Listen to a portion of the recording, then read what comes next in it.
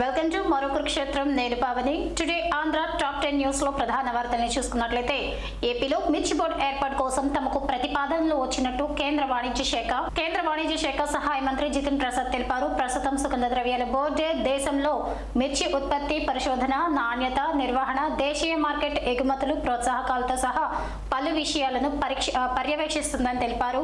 మిర్చి నిల్వ పద్ధతులు, మార్కెట్ లింకేజ్ తో సహా ఇతర అంశాలపై రైతులు, వ్యాపారులకు ఈ బోర్డే సహాయం అందిస్తుందని తెలిపారు. రాజధాని అమరావతిలో పరిధిలోని కురగల్లు గ్రామంలో ప్రధాన రహదారి గుంతలు పడి 5 ఏళ్లుగా ప్రజలు నరకం చూశారు. మంగళగిరి, తాడికొండ నియోజకవర్గాల ప్రజలకు కీలకమైన ఈ మార్గాన్ని గత ప్రభుత్వం పూర్తిగా గాలికి వదిలేసింది. సెక్రటేరియట్ విత్ SRM అమృతవాస్ట్రీలకు వెళ్లాలంటే ఈ రోడ్డే కీలకం. అయినా వైకాపా ప్రభుత్వం ఏ మాత్రం పట్టించుకోలేదు. గతేడాది జనవరిలో నారా లోకేష్ తన సొంత నిధులు 2 లక్షల రూపాయలతో మట్టి, ఫ్లై యాష్ తో తాత్కాలిక మరమ్మతులు చేయించారు. కూటమి ప్రభుత్వం వచ్చాక పూర్తిగా తారు రోడ్డు వేయించింది. దీంతో నియోజకవర్గం ప్రజలు ఆనందం వ్యక్తం చేస్తున్నారు. అనకాపల్లి జిల్లాలోని నక్కపల్లిలో ఉన్న హెటిరో డ్రగ్స్ కంపెనీలో విషవాయువులు లీక్ అయిన ఘటన విచారం రేపుతోంది. నిన్న రాత్రి 8 గంటలకి సమయంలో 12 మంది విషవాయువులు పీల్చి అస్వస్థతకు గురయ్యారు. మరో 9 మందికి స్థానిక ఆసుపత్రిలో చికిత్స అందిస్తున్నారు. మరో 3 ఆరోగ్య పరిస్థితి విషమంగా ఉండటంతో ఆ బాధితులను అత్యవసర చికిత్స నిమిత్తం విశాఖపట్నంలోని కేర్ ఆసుపత్రిలో వైద్యం అందిస్తున్నారు. లీక్ అయిన వెంటనే కార్మికులు అక్కడి నుంచి పరుగులు పెట్టడంతో ప్రాణాపాయం తప్పింది. ప్రస్తుతం అయితే బాధితుల ఆరోగ్య పరిస్థితి నిలకడగా ఉన్నట్లు వైద్యులు చెబుతున్నారు. ఈ హెట్రో డ్రగ్స్ విషవాయువుల లీకేజీ విషయమై రెవెన్యూ శాఖ అధికారులు, పోలీసులు విచారణ జరుపుతున్నారు. మంత్రి నారా లోకేష్ ఢిల్లీ పర్యటన కొనసాగిస్తున్నారు. ఈ రోజు పలువురు కేంద్ర పెద్దలను లోకేష్ కలుస్తున్నారు. కేంద్ర మంత్రులైన ధర్మేంద్ర ప్రధాన్, కుమారస్వామితో ఏపీ మంత్రి నారా లోకేష్ భేటీ కానున్నారు. ఆంధ్ర రాష్ట్రానికి సంబంధించినటువంటి కొన్ని అంశాలపైన లోకేష్ చర్చించనున్నారు. దీనిలో భాగంగా పెండింగ్ నిధులు, పలు సమస్యలతో పాటు బడ్జెట్ కేటాయింపులపై కేంద్ర మంత్రులతో చర్చించబోతున్నారు. నారా లోకేష్ ఇప్పటికే బడ్జెట్ లో ఏపీకి కేటాయింపులపై కేంద్ర పెద్దలకు కృతజ్ఞతలు తెలిపారు. తాజా భేటీలో పలు అంశాలను కేంద్రం అనంతరం చర్చిస్తారు. అలాగే రైల్వే బడ్జెట్ లో ఏపీకి అత్యధికంగా కేటాయింపులు చేసినందుకు గాను కేంద్ర మంత్రులకి కృతజ్ఞతలు తెలిపారు. విశాఖలో మరో 2 నెలల్లో TPS కార్యకలాపాలను ప్రారంభించనున్నట్లు మంత్రి లోకేష్ ఢిల్లీ పర్యటనలో భాగంగా తెలిపారు. TPS కు శాశ్వత క్యాంపస్ ఏర్పాటుకు భూముల పరిశీలన జరుగుతోందని వెల్లడించారు. త్వరలోనే ఏపీలో కాగ్నిజెంట్ సంస్థ ఏర్పాటుపై ప్రకటన వస్తుందని ధీమా వ్యక్తం చేశారు. తాము అధికారంలోకి వచ్చినప్పటి నుంచి ఒక్కో ప్రాజెక్టును ఏర్పాటు చేసుకుంటూ ముందుకు వెళ్తున్నట్లు చెప్పారు. ఏపీ రాజకీయం రసవత్తరంగా మారుతోంది. మొన్నటి ఎన్నికల్లో వార్ వన్ సైడ్ కావడంతో ఏపీ రాజకీయం ఇకపై ఏకపక్షంగా ఉంటుందని అందరూ అనుకున్నారు. టీడీపీ కూటమికి ఏకంగా 164 సీట్లు రావటం, వైసీపీ కేవలం 11 సీట్లకి పరిమితం కావడంతో వైసీపీ కుదేలైందని అందరూ భావించారు. కీలక నేతలు వారి దారి వారు చూసుకుంటున్నప్పటికీ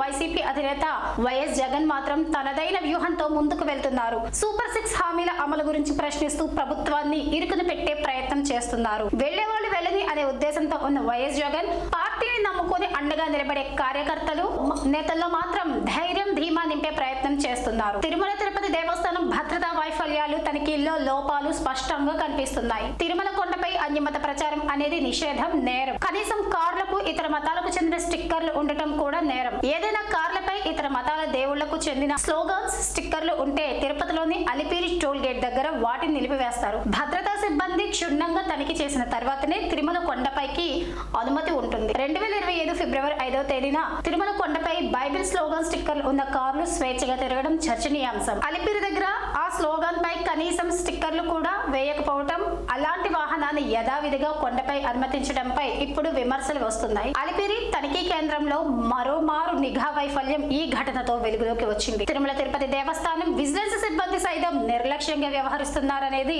అపవాదులను తెచ్చిపెడుతోంది. తిరుమల కొండపైన నందకం గెస్ట్ హౌస్ ఎదుట అన్యమత స్టిక్కర్ తో ఓ కారు తిరగడం, పార్క్ చేసి ఉండడం చూస్తుంటే భద్రతా వైఫల్యం అనేది కొట్టొచ్చినట్లు కనబడుతుంది. ఇటీవల తరచూ అలిపిరి దగ్గర బయటపడుతున్న భద్రతా వైఫల్యాలకు ఇది సాక్ష్యంగా ఉంది. అలిపిరి దగ్గర తూతూ మంత్రంగా తనిఖీలు నిర్వహిస్తున్నారనటానికి ఇదే నిదర్శనం. కొత్త పాలక మండలి వచ్చిన తర్వాత కల్తీ నెయ్యి, తిరుపతిలో టోకెన్ల కోసం తొక్కిసలాటలో 6 భక్తులు చనిపోవటం వంటి ఘటనలు జరిగిన విషయం అందరికీ తెలిసిందే. ఏపీలో రాజకీయాలు ఆసక్తికరంగా మారుతున్నాయి. కూటమిలో కీలక పరిణామాలు చోటు చేసుకుంటున్నాయి. కూటమిలో భాగస్వాములుగా ఉంటూనే సొంతంగా బలోపేతం కావటం పైన బీజేపీ, జనసేన కొత్త కార్యాచరణతో ముందుకెళ్తున్నాయి. ఢిల్లీ కేంద్రంగా మంత్రాంగం సాగుతోంది. కొద్ది రోజులుగా మౌనంగా కనిపిస్తున్న పవన్ కళ్యాణ్ కీలక నిర్ణయం తీసుకున్నారు.